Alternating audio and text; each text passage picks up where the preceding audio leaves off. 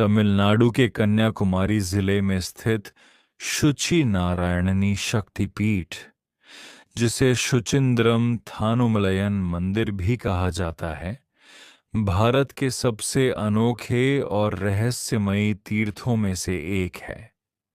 पौराणिक कथाओं के अनुसार यहाँ माता सती के ऊपरी दांत, अपर टीथ, गिरे थे। यहाँ शक्ति को नारायणी और भैरव को संहार भैरव के रूप में पूजा जाता है।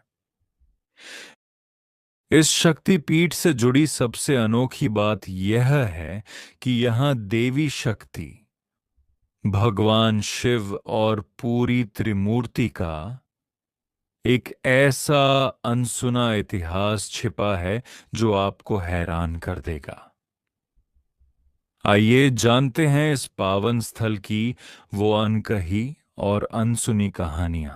इस जगह का नाम शुचिंद्रम पढ़ने के पीछे एक बहुत ही गहरा रहस्य है। शुचि का अर्थ होता है पवित्र और इंद्र यानी देवताओं के राजा। अनसुनी लोक कथा। जब देवराज इंद्र को महर्षि गौतम ने अहल्या के मामले में श्राप दिया था, तब इंद्र अपने शरीर और आत्मा को शुद्ध करने के लिए दर दर भटक रहे थे। अंततः वे इसी ज्ञान अरण्य, इस वन के प्राचीन नाम में आए। यहां उन्होंने माता नारायणी और त्रिमूर्ति की घोर तपस्या की, जिसके बाद वे श्राप मुक्त और पूरी तरह शुचि, पवित्र हुए। माना जाता है कि देवराज इंद्र आज भी हर रात इस मंदिर में आते हैं। यही वजह है कि इंसानों द्वारा की जाने वाली शाम की आखिरी पूजा, अर्थजमा पूजा के बाद मंदिर के कपाट बंद कर दिए जाते हैं और गर्भगृह को पूरी तरह खाली छोड़ दिया जाता है। मान्यता है कि आधी रात से भोर के बीच इंद्रदेव स्वयं प्रकट होकर यह मुख्य लिंग और शक्तिपीठ की गुप्त पूजा करते हैं। यह इकलौता ऐसा शक्तिपीठ है जहां माता सती के अंग गिरने के बाद भी उनका नाम भगवान विष्णु से जुड़ा है, महारानी नारायणी। आमतौर पर शक्तिपीठों में देवी के रूप दुर्गा, काली या कामाख्या जैसे होते हैं, लेकिन यहां वे अनारायणी हैं। इसके पीछे का रहस्य यह है कि जब भगवान विष्णु ने अपने सुदर्शन चक्र से माता सती के पार्थिव शरीर के टुकड़े किए थे, तब इस स्थान पर उनका दांत गिरा। शिव के क्रोध को शांत करने और सृष्टि को बचाने के लिए विष्णु जी ने स्वयं इस स्थान की ऊर्जा को संभाला था। इसलिए यहां शक्ति का स्वरूप वैष्णव और शैव परंपराओं का एक अद्भुत मिश्रण बन गया, जिसे स्थाणुमलयन भी कहा जाता है। स्थाणु भगवान शिव, मल भगवान विष्णु, अयन भगवान ब्रह्मा। यहां त्रिमूर्ति एक ही लिंग रूप में समाहित हैं, जिसके ठीक पास माता नारायणी का शक्ति रूप विराजमान है। इस मंदिर परिसर के पीछे एक और अद्भुत अनसुनी कहानी है, जो सीधे तौर पर इस शक्तिपीठ की स्थापना और त्रिमूर्ति के एकाकार होने से जुड़ी है। ऋषि अत्रि और उनकी परम पतिव्रता पत्नी माता अनसुया इसी क्षेत्र में रहते थे। अनसुया के पातिव्रत्य धर्म की चर्चा जब तीनों लोकों में हुई, तो देवी पार्वती, लक्ष्मी और सरस्वती के मन में ईर्ष्या, जागृत हुई। उन्होंने ब्रह्मा, विष्णु और महेश को अनसूया की परीक्षा लेने भेजा। तीनों देव साधु का भेष बनाकर आए और भोजन के लिए एक ऐसी शर्त रख दी जो मर्यादा के खिलाफ थी। उन्होंने कहा कि वे भोजन तभी स्वीकार करेंगे जब अनसूया बिना वस्त्रों के नग्न होकर उन्हें परोसेंगी। माता अनसूया ने अपने तपोबल से भांप लिया कि ये कोई साधारण साधु नहीं है। उन्होंने अपने पति के चरणामृत का जल तीनों साधुओं पर छिड़का, जिससे ब्रह्मा, विष्णु और महेश तुरंत छोटे छोटे शिशुओं, बच्चों में बदल गए। इसके बाद माता ने उन्हें वात्सल्य भाव से भोजन कराया। जब तीनों देवियां अपने पतियों को ढूंढते हुए आईं और माता अनसूया से क्षमा मांगी, तब देवताओं को वापस उनके मूल रूप में लाया गया। प्रसन्न होकर त्रिमूर्ति ने यहां एक ही रूप, स्थाणुमलयन लिंग में प्रकट होने का वरदान दिया, जो आज इस शक्तिपीठ का मुख्य केंद्र है। इस मंदिर के अन्य विस्मयकारी रहस्य, संगीतमय खंभे, म्यूजिकल पिलर्स, मंदिर के भीतर एक ही ग्रेनाइट पत्थर को काटकर बनाए गए स्तंभ हैं।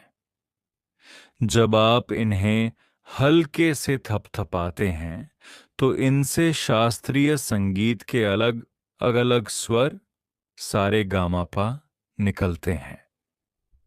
प्राचीन काल में इसे कैसे तराशा गया, यह आज के विज्ञान के लिए भी एक अनसुलझी पहेली है। 22 फीट के छिपे हुए हनुमान जी। यहां भगवान हनुमान की एक विशाल और भव्य प्रतिमा है। इतिहास बताता है कि 1740 के दशक में जब टीपू सुल्तान के आक्रमण का डर था, तब मंदिर के पुजारियों ने इस विशाल मूर्ति को जमीन के नीचे छिपा दिया था। सालों बाद 1930 में इसे वापस खोजा गया और स्थापित किया गया। शुचि नारायणी शक्तिपीठ सिर्फ आस्था का केंद्र नहीं है, बल्कि यह शैव, वैष्णव और शाक्त शक्ति की पूजा धाराओं के एक साथ मिलने की सबसे जीवंत और रहस्यमयी गाथा है। चंद्रभागा गुजरात के वेरावल, सोमनाथ के पास प्रभास पाटन क्षेत्र में स्थित प्रभास चंद्रभागा शक्तिपीठ एक ऐसा अलौकिक स्थान है जो अमूमन प्रसिद्ध सोमनाथ ज्योतिर्लिंग की चमक के पीछे छिपा रहता है। तंत्र चूड़ामणि के अनुसार यहां माता सती का उदर, स्टमक/एब्डोमेन गिरा था। यहां देवी को चंद्रभागा और शिव को वक्रतुंड के रूप में पूजा जाता है। अधिकांश लोग सोमनाथ के दर्शन कर लौट आते हैं, इसे नेदिनिम किए हैं, लेकिन इस शक्तिपीठ के साथ कुछ बेहद गहरे, रहस्यमयी और अनसुने इतिहास जुड़े हैं, जो सीधे तौर पर चंद्रमा के शाप और भगवान श्री कृष्ण के महाप्रयाण, देहत्याग से संबंध रखते हैं। इस शक्तिपीठ की भौगोलिक और आध्यात्मिक स्थिति ही अपने आप में एक बड़ा रहस्य है। यह मंदिर उस तट पर स्थित है जहां 3 पवित्र नदियां, हिरण्या, कपिला और सरस्वती, समुद्र में मिलती हैं। अनसुना रहस्य, पुराणों में जिक्र है कि सतयुग में इस स्थान पर माता सती का अंश गिरने के बाद एक गुप्त जलधारा फूटी थी, जिसे चंद्रभागा नदी कहा गया। यह धारा पूरी तरह से गुप्त, अंत सलिला बहती है। लोकथाओं के अनुसार आज भी अमावस्या की रात को इस त्रिवेणी संगम पर एक विशेष अलौकिक चमक दिखाई देती है। माना जाता है कि वह स्वयं माता चंद्रभागा की ऊर्जा है, जो सागर से मिलती है। सोमनाथ की कहानी सब जानते हैं कि राजा दक्ष के शाप से जब चंद्रमा को क्षय रोग टीबी हुआ तो उन्होंने शिव की आराधना की। लेकिन इस कहानी का एक गुप्त हिस्सा माता चंद्रभागा से जुदा है।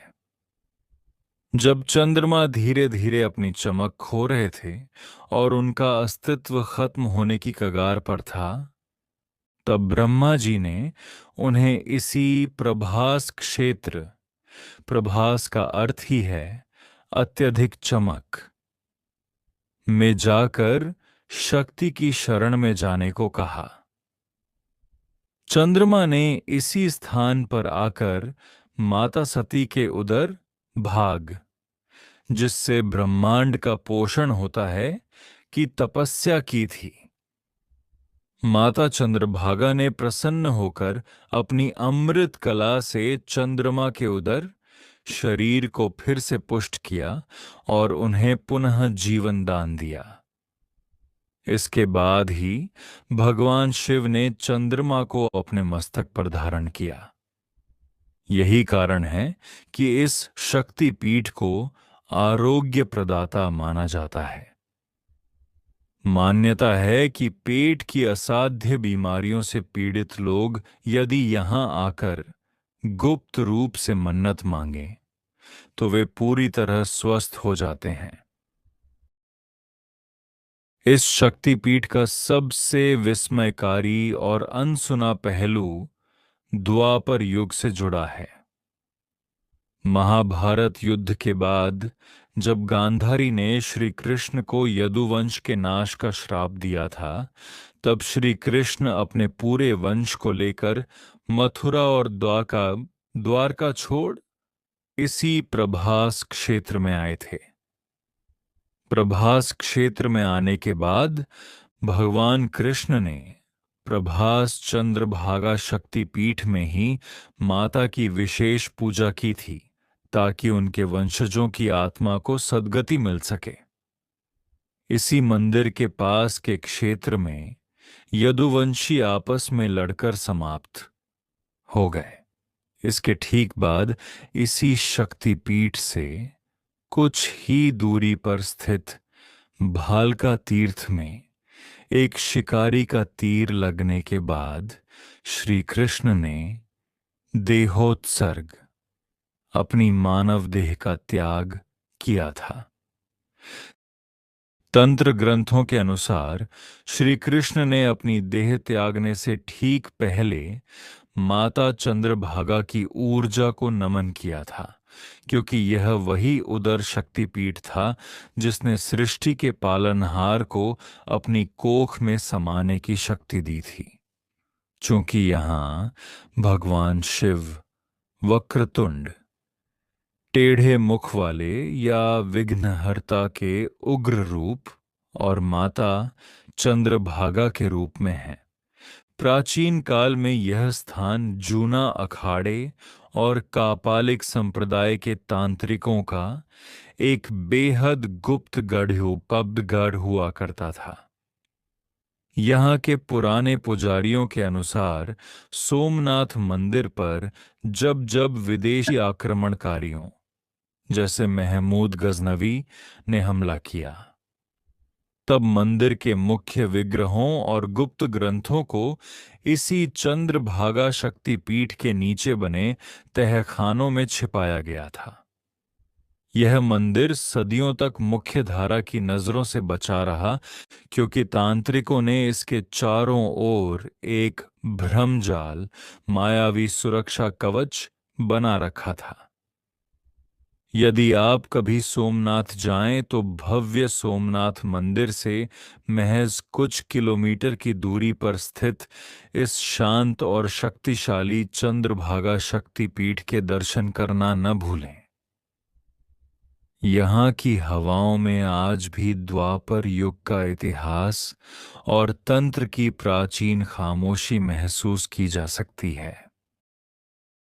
अगर आपको हमारी वीडियो पसंद आ रही हैं तो हमारी वीडियो पर लाइक, सब्सक्राइब और कमेंट करें। अपने दोस्तों के साथ शेयर करना ना भूलें और वीडियो देखने के लिए धन्यवाद।